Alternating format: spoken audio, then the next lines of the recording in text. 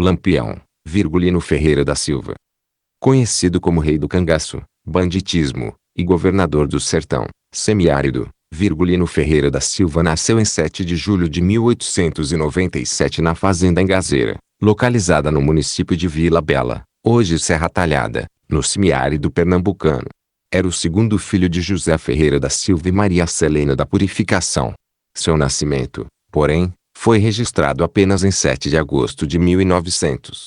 Seus irmãos eram Antônio, João, Levino, Ezequiel, Angélica, Virtuosa, Maria e Amália. Todos cresceram ouvindo ou presenciando histórias de cangaceiros, e Antônio Silvino é o maior exemplo.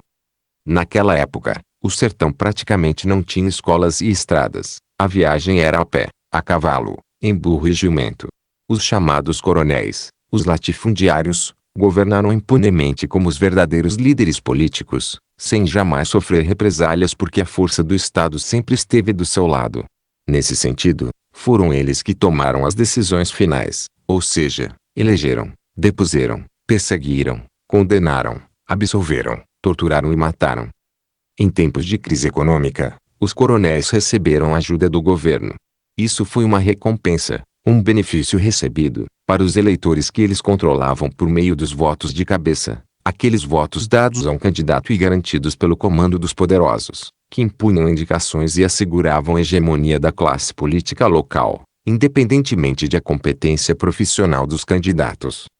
Apesar de muito inteligente, Virgulino deixou a escola para ajudar a família no plantio da roça e na criação do gado.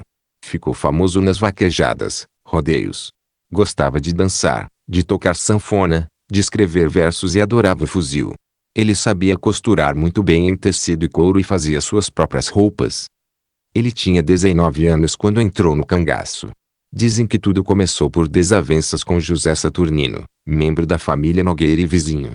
Lutando contra essa família por muitos anos, Virgulino e seus irmãos já se comportavam como futuros cangaceiros, e não demorou muito para que eles lutassem contra a polícia. Mas a decisão de viver e morrer como bandidos só foi tomada quando a polícia matou José Ferreira da Silva, o patriarca da família, enquanto debulhava milho.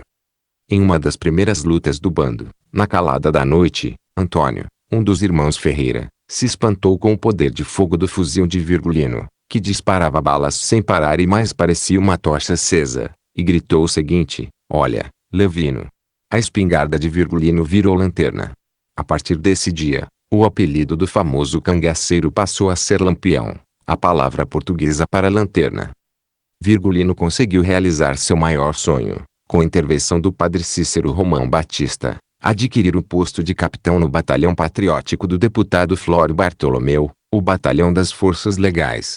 Além de alimentar sua vaidade pessoal, o posto funcionaria como uma espécie de passe livre, permitindo que seu bando passasse pelas fronteiras dos estados do Nordeste. Aproveitando a oportunidade, Virgulino também requereu as patentes de primeiro e segundo tenente para seus companheiros Antônio Ferreira e Sabino Barbosa de Melo. A pedido, os integrantes da quadrilha abandonaram as roupas habituais, vestiram uniformes de soldado e, como autoridades constituídas, tinham o dever, por mais irônico que pareça, de defender a lei e proteger o povo nordestino. Tudo isso foi escrito pelo P. Cícero e assinado a seu pedido em 12 de abril de 1926 pelo engenheiro agrônomo do Ministério da Agricultura, Dr. Pedro de Albuquerque Uchoa. Feliz da vida aos 28 anos, o jovem capitão Virgulino reunia a família para tirar fotos. Oficialmente, ele recebeu a missão de combater a Coluna Prestes, grupo de comunistas liderados por Luiz Carlos Prestes, que percorria o país durante o governo do presidente Arthur Bernardes. Porém, depois de percorrer cerca de 6 quilômetros de Juazeiro, Lampião decidiu entrar na Caatinga em busca de batalhas mais lucrativas, deixando para trás sua promessa ao padre Cícero e suas responsabilidades perante o Estado. Soldados do governo eram conhecidos como macacos porque pulavam ao ver cangaceiros. No bando de Lampião havia indivíduos de todos os tipos: gordos, magros, ruivos, loiros, morenos, altos, baixos, negros e mestiços. Alguns deles eram muito jovens: Volta Seca, 11 anos, Criança, 15 anos, Oliveira, 16 anos. O mais velho era Pai Velho, com 71 anos. Lampião arranjava armas e munições com facilidade, mas como fazia era um segredo que não contaria a ninguém. Algumas armas automáticas foram adquiridas através do deputado Floro Bartolomeu e do padre Cícero para combater a coluna Prestes. Os demais armamentos da banda foram obtidos com a ajuda de amigos. Um acidente causado pela ponta de um pau cegou o olho direito do capitão Virgulino, órgão que antes apresentava problemas devido à presença de glaucoma. Vendo apenas com um olho, Lampião viu-se precisando continuar enxugando com um lenço as lágrimas do olho que vazava. Apesar dessa deficiência, ele nunca deixou de ser um excelente estrategista. Disse que foi uma brincadeira de mau gosto da família Ferreira, cortar o rabo de alguns animais, que foi a gota d'água que desencadeou uma afronta irreparável com o fazendeiro José Saturnino, dono das terras vizinhas e membro da família Nogueira. Mais numerosa e contando com o apoio do governo, a família acabou expulsando os Ferreira de suas terras. A partir de 1917, Virgulino e sua família passaram a conviver com intensos tiroteios e emboscadas. Não podendo morar em um local específico, foram obrigados a vagar pelo sertão e levar uma vida de nômades. Em meio às lutas e fugas, Dona Maria Celena faleceu no Engenho Velho. Então, no início de agosto de 1920, o patriarca da família José Ferreira foi baleado pela volante do sargento José Lucena enquanto debulhava milho. Nesse mesmo dia, os Ferreira fizeram um juramento: o seu luto, até a morte, seria com espingardas, cartuchos e tiroteios. Ao ouvir falar de um coronel perverso, Lampião não perdeu a oportunidade de queimar suas fazendas e matar seu gado. Em ataques a cidades e vilas, o bando saqueava, dizimava e matava. Os atos de violência cometidos pelo bando foram imensuráveis, marcando, cortando orelhas ou línguas, castração, estupro, morte lenta e outros. Muitos moradores abandonaram definitivamente suas propriedades, deixando a Caatinga deserta, pois haviam sido invadidas por soldados e cangaceiros. Virgulino Ferreira era bastante impulsivo. Às vezes, passavam-se meses sem que se ouvisse falar dele, chegando-se a pensar que ele havia morrido. Mas de repente ele surgiu do nada com seu bando como um tremendo furacão, lutando contra as volantes, queimando fazendas, roubando e matando com a maior facilidade. Por vezes os seus gestos eram generosos, confraternizava com as pessoas, organizava festas, distribuía dinheiro e comprava bebidas para todos. Em uma de suas paradas para descanso, próximo à Cachoeira Paulo Afonso, conheceu Maria Déia, filha de um fazendeiro de Jeremoabo, na Bahia. 5 anos antes, ela havia se casado com José de Neném, um comerciante local, mas tinha uma paixão platônica por Lampião, embora nunca o conhecesse. Alguns afirmam que foi a própria mãe de Maria Déia quem cochichou para Lampião sobre essa paixão. Outros dizem que foi Luiz Pedro, um membro da quadrilha, quem insistiu para que o rei do cangaço a conhecesse. O fato é que Virgulino se apaixonou à primeira vista e, impressionado com sua beleza, passou a chamá-la de Maria Bonita. Em vez de 3 dias, ficou 10 na fazenda amalhada da Caiçara. Com o consentimento dos pais, que apoiaram o desejo da filha, Maria Déia arrumou a roupa em 2 embrulhos, penteou os cabelos, despediu-se para sempre do marido e partiu com Lampião para Caatinga. Era 1931 e ela tinha 20 anos. Pouco tempo depois, Maria Bonita engravidou e sofreu um aborto espontâneo. Mas em 1932, o casal de cangaceiros teve uma filha, a quem chamam de Expedita. Maria Bonita deu à luz no meio da Caatinga, à sombra de um umbuzeiro, em Porto de Folha, Sergipe. Lampião fez o parto sozinho. Como foi um período de intensas perseguições e confrontos e a vida era muito incerta, os pais não puderam criá-la dentro do cangaço. Os fatos ocorridos são polêmicos, pois alguns disseram que Expedita foi entregue ao tio João, irmão de Lampião que nunca fez parte do cangaço, e outros testemunharam que a criança foi deixada na casa do vaqueiro Manuel Severo, na fazenda Jaçoba. O capitão Virgulino adorava ser fotografado e filmado. Nesse sentido, permitiu que um fotógrafo libanês chamado Benjamin Abrão vivesse meses com sua banda e reunisse muito material sobre o cangaço. O fotógrafo foi, porém, assassinado por um coronel, e grande parte de seu acervo foi destruído. Maria Bonita sempre insistiu muito para que Lampião cuidasse de seu olho vazando. Por causa dessa insistência, ele foi para um hospital na cidade de Laranjeiras, Sergipe, alegando ser um agricultor pernambucano. Virgulino teve o olho retirado pelo Dr. Braganza, oftalmologista muito conhecido em todo o sertão, e passou um mês internado para se recuperar. Depois de pagar todas as despesas de sua internação, ele deixou o hospital de madrugada escondido, mas não sem deixar escrito a carvão na parede de seu quarto: Doutor, você não operou nenhum fazendeiro. O olho que você arrancou era do capitão Virgulino Ferreira da Silva, o Lampião. Além dos emboscadas que planejavam matá-lo, vale destacar que Lampião conseguiu sobreviver ao veneno e ao fogo. O primeiro ele encontrou em uma pequena dose que só lhe deu um inconveniente desconforto intestinal. Na segunda conseguiu escapar saltando, embora chamuscado. Mas ele foi ferido por bala várias vezes. Com exceção de João, todos os irmãos de Virgulino morreram antes dele. Em 1926, Antônio foi morto em Serra Talhada, em encontro com uma volante pernambucana. Outra volante do mesmo estado matou Levino Ferreira. O último a morrer foi Ezequiel, gravemente ferido pela polícia sergipana.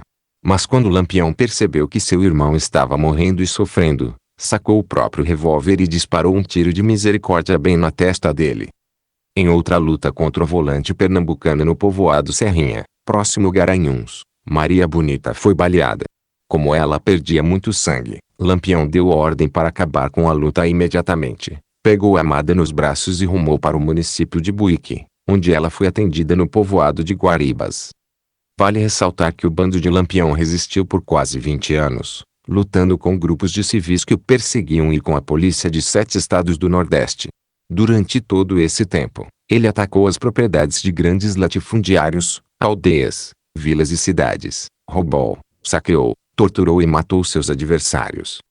Apesar de ter levado 9 tiros, Lampião sobreviveu a todos os ferimentos sem nenhum tipo de assistência médica. Naquela época, antibióticos e sulfatos eram desconhecidos. Para estancar sangramentos e cicatrizar feridas, usavam mofo, pó de café e até excremento de gado, por exemplo. Também foram usadas ervas medicinais e orações de curandeiros, que nem sempre funcionaram como esperado. Uma lesão no pé, nesse sentido, condenou Virgulino a mancar pelo resto da vida. Extremamente habilidoso, além de dotado de grande capacidade de improvisação, era o capitão Virgulino quem fazia os curativos, curava as pernas e braços quebrados dos feridos e fazia o parto dos bebês das mulheres do cangaceiro. Magnificamente dotado de inteligência, foi médico, farmacêutico, dentista, vaqueiro, poeta, estrategista, guerrilheiro, artesão. Desconfiado, ele só ingeria alguma coisa depois que alguém provasse a comida. Por outro lado, só entregaria o dinheiro depois de receber a mercadoria. Mas ele não conseguiu se livrar da traição de falsos amigos. No dia 27 de julho de 1938, como era costume há anos, o bando acampou na fazenda Angicos, localizada no sertão sergipano, esconderijo considerado por Lampião o mais seguro. Era noite de chuva torrencial e todos dormiam em suas barracas. Na madrugada do dia 28, a volante se aproximou tão baixinho que nem os cachorros perceberam. Quando um dos cangaceiros deu alarme, já era tarde. Não se sabe quem os traiu. Porém, naquele que para Virgulino era um lugar bastante seguro, a banda foi pega totalmente despreparada. Quando os policiais do tenente João Bezerra e do sargento Aniceto Rodrigues da Silva abriram fogo com metralhadoras portáteis, os cangaceiros não puderam fazer nenhuma tentativa viável de defesa. O ataque durou cerca de 20 minutos e poucos conseguiram escapar do cerco e da morte. Dos 34 cangaceiros presentes, 11 morreram ali. Lampião foi um dos primeiros a morrer. Logo depois, Maria Bonita ficou gravemente ferida. Alguns cangaceiros, abalados com a morte inesperada de seu líder, conseguiram fugir. Bastante eufóricos com a vitória, os policiais saquearam e mutilaram os mortos. Eles roubaram todo o seu dinheiro, ouro e joias. A volante decepou de forma desumana a cabeça de Lampião. Maria Bonita ainda estava viva, embora gravemente ferida, quando foi decapitada. O mesmo aconteceu com Quinto e Mergulhão, suas cabeças foram decepadas vivas. Feito isso, salgaram seus troféus de vitória e os colocaram em latas de querosene contendo álcool e cal. Os corpos mutilados e ensanguentados foram deixados ao ar livre para alimentar os abutres. Pela escala, passados praticamente 150 anos desde a Revolução Francesa, os brasileiros recuaram para o século XVIII, cortando cabeças como fizeram com Luís V e Maria Antonieta. Viajando pelos estados do Nordeste, O coronel João Bezerra exibia as cabeças, já em avançado estado de decomposição, por onde passava, atraindo uma multidão de pessoas. Primeiro, os troféus ficaram em Maceió, depois foram para o sul do Brasil. No Instituto de Medicina Legal de Maceió, as cabeças eram medidas, pesadas e examinadas porque os criminologistas achavam que o homem bom não seria cangaceiro, deveriam ter características únicas. Ao contrário do que alguns pensavam, as cabeças não apresentavam sinais de degeneração física, anomalias ou displasia, sendo simplesmente classificadas como normais. Do sul do país, embora em péssimas condições, os chefes seguiram para Salvador, onde permaneceram por 6 anos na Faculdade de Odontologia da Universidade Federal da Bahia. Lá, eles foram novamente medidos, pesados e estudados, na tentativa de descobrir alguma patologia. Posteriormente, os restos mortais ficaram expostos no Museu Nina Rodrigues, em Salvador, por mais de 3 décadas. Durante muito tempo, as famílias de Lampião, Corisco e Maria Bonita lutaram para dar um enterro digno a seus parentes. Em particular, o economista Silvio Bulhões, filho de Corisco e Dadá, fez grandes esforços para enterrar os restos mortais dos cangaceiros e acabar de vez com essa macabra exibição pública. Segundo o depoimento do economista, 10 dias depois do funeral do pai violaram a campa, exumaram o corpo e depois cortaram-lhe a cabeça e o braço esquerdo, expondo-os no Museu Nina Rodrigues. O sepultamento dos restos mortais dos cangaceiros só aconteceu após o projeto de lei número 2.867, de 24 de maio de 1965. Esse projeto teve origem no meio universitário de Brasília, em especial, nas conferências do poeta Euclides Formiga, e por pressões do povo brasileiro o clero reforçou. As cabeças de Lampião e Maria Bonita foram enterradas em 6 de fevereiro de 1969. O resto da banda foi enterrado uma semana depois. Virgulino morreu aos 41 anos de idade.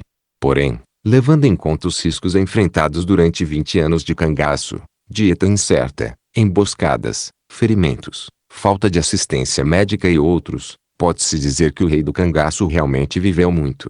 Por outro lado, vale lembrar que Lampião e Maria Bonita têm parentes próximos em Aracaju. A filha deles, Expedita, casou-se com Manuel Messias Neto e teve 4 filhos, de Jair, Gleuze, Izzy e Cristina. Por fim, cabe destacar a grande inteligência de Virgulino Ferreira da Silva e seu valor como estrategista. Mais de 60 anos depois de sua morte, ele continua sendo lembrado na música, na moda, na literatura de cordel, no teatro, no cinema, nas escolas, nos museus, nas conferências e debates. O temido cangaceiro, sem dúvida o mais importante e carismático de todos, registrou um pedaço da história do Nordeste brasileiro na Caatinga semiárida.